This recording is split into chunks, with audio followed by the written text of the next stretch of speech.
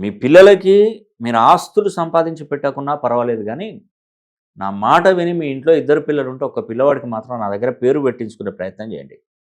లేదండి మాకు వేరే న్యూమరాలజిస్ట్ దగ్గర మేము పేరు పెట్టుకున్నామండి.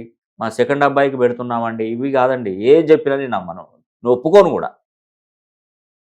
ఎందుకంటే నే నేనే పేరు పెట్టాలి. మీ పిల్లోడికి నేనే పేరు కరెక్షన్ ఇవ్వాలి.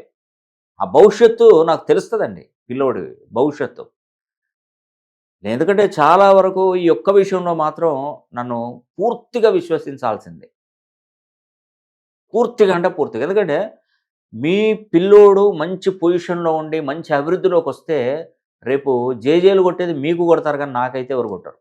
మీరు పేరు పెట్టారు గదా! మీ వల్లనే ఆ పిల్లోడు అంత స్థాయిలో ఉన్నాడని మీకు తెలిసుంటది గానీ ప్రపంచానికి తెలవదు.